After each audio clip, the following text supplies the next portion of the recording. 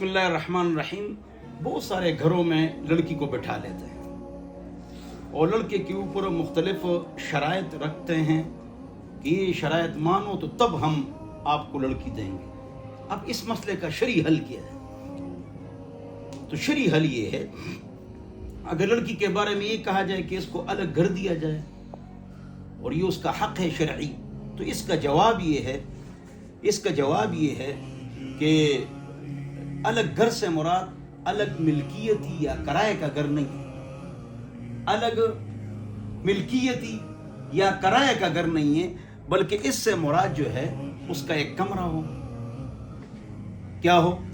ہر بات کا جواب دے رہا ہوں. کمرہ ہو، اٹیچ باتھ روم ہو، بورچی خانہ ہو، چاہے لڑکے کے والدین بھی وہاں رہتے ہو، اور یہ آسانی بھی ہے، وہ مطالبہ وہ کر سکتی ہے. کیوں؟ اس کا یہ حق ہے. یہ نہیں کہ الگ گھر ملکیت ہو یا کرایہ.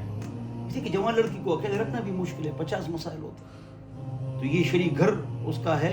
وہ کتنا ہے؟ وہ نان نفقہ جو خرچ ہوتا ہے، بچے کا کتنا خرچ ہے جو لڑکیاں لیتی ہیں، گھر بیٹھ جاتی ہیں، ویسے کوئی مقرر نہیں ہے. دیکھا جائے گا کہ اس مہینے لڑکے پر کتنا خرچہ آیا، وہ 2000 3000 سے بھی نہیں ہوتا. اگر پیمپر ہے یا کوئی مطلب یہ ہے کہ اگر لڑکا غریب ہے اور لڑکی بھی غریب ہے تو پھر پیمپر مانگنا بھی غلط ہے. کپڑا رکھے، پیمپر وہ کہاں سے لائے گا؟ خود اس کے گھر میں پیمپر جب استعمال نہیں ہوتا ہے، لڑکے کے گھر میں پیمپر استعمال نہیں ہوتا ہے، تو یہ خرچہ کہاں سے لائے گا لڑکا؟ یہ بھی مسئلہ ہے نا. دونوں گھر پیمپروں والے ہو تو پھر ٹھیک ہے، یا لڑکے گھر پیمپروں والے ہو پھر اس پر خرچہ ڈالو. گھر میں کچھ ہو نہ ہے نہیں، لڑکاؤں کو کہتے ہیں کہ جنہیں یہ کرو، دیکھو غلط بات ہے، مت کرو. تو مکان کا کیا مقصد ہے؟ اس کے بعد یہ کیا مقصد ہے کہ روٹی کپڑا مکان تو لڑکے کی طاقت کے مطابق، لڑکے کی طاقت کے مطابق. پھر اس کو کہتے ہیں بھائی مہر، تو مہر بھی لڑکے کی طاقت کے مطابق. لیکن اگر لڑکا غیر ہو یا اسے کچھ گڑبڑ ثابت ہو چکا ہو تو اس کے لیے بھی سخت شرائط رکھی جاتی ہے. تو یہ شرط تو رکھنا ٹھیک ہے کہ بھائی آئندہ مہر میں اضافہ ہوگا، نئے نئے کام ہے، یا مطلب یہ ہے کہ پیسے زیادہ کیے جائیں گے تو وہ پھر دینا واجب ہے، تو وہ رکھ لیا جائے. عند الطلاق کیا رکھ؟ یہ لڑکا طلاق دے گا، ہمارے گھر بچی کے گھر کو برباد کر دے، 1 یا 2 تو دے دی، تو پھر اس پر یہ جرمانہ ہوگا. تو یہ جائز ہے. الناس علی شروط المرء یؤخذ باقرارہ. ٹھیک ہے نا جی؟ تو بخاری میں پہلی والی بات ہے.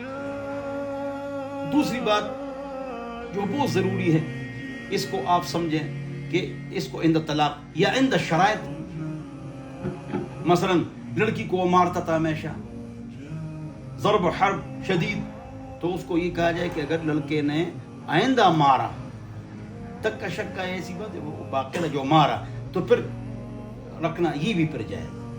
اس کو تنگ کرنا بری بات. تو میاں بیوی کے تعلقات ٹھیک ہوتے نہیں ہوتے، لیکن درمیان میں بچے ہوتے ہیں، وہ برباد بھی ہو جاتے ہیں. پھر باپ جو ہے نا وہ بچوں کے پیچھے مرتا ہے، روتا ہے، پریشان ہوتا ہے، اور یہ ظلم سسر ساس اور لڑکی کرتی ہے. تو نہ کیا جائے. لڑکے سے گزارش ہے کہ خدا کے واسطے بیوی سے پیار و محبت سے رہو، خیر دب کے رہو، کوئی بات نہیں، دب کے رہو. تیسری بات یہ ہے کہ ہنسمکھ ہو کر گھر میں آؤ، پٹائی لڑائی جھگڑا مت کرو. لن یضرب خیارکم، تم میں سے اچھے لوگ بیویوں کو نہیں مارتے ہیں، تو بیویوں کو مارا نہ کرو، بیویوں کو مارا نہ کرو. ہاں، بیوی کو محبت اور عزت دو، وہ ہر کام آپ کا کرے گی انشاءاللہ، آپ کی عزت کرے گی. لیکن عورت کے لیے بھی کونی لہو امتن یکون لک عبدا. یہ مقولہ ہے عرب کا کہ اے میری بیٹی، آپ کی شادی ہو رہی ہے، خاوند کی لونڈی بن جاؤ، غلام بن جاؤ، وہ آپ کا ایک دن غلام بن جائے. شروع میں مرد سختی کرتا ہے، جب بچے بڑے ہو جاتے ہیں، آپ نے تمام گھروں میں دیکھا ہے، عورتیں غصہ کرتی ہیں اور مرد برداشت کرتے ہیں. کلدہ اباوار کلدہ ابیوار. تو زیادتی مت کرو، نہ مرد زیادتی کرے نہ عورت زیادتی کرے. ایوی شرائط سے گھر آباد نہیں ہوتا، شرائط سے گھر آباد نہیں. ان کو جوڑ ان کے اندر پیدا کرے، 2 آدمی، 2 خاندان کے 2 آدمی، ان کے درمیان جوڑ پیدا کرے، محبت پیدا کرے، اور شرائط سے گھر آباد نہیں. خیال کرو. اللہ مجھے اور آپ حضرات کو عمل کی توفیق دے. والسلام.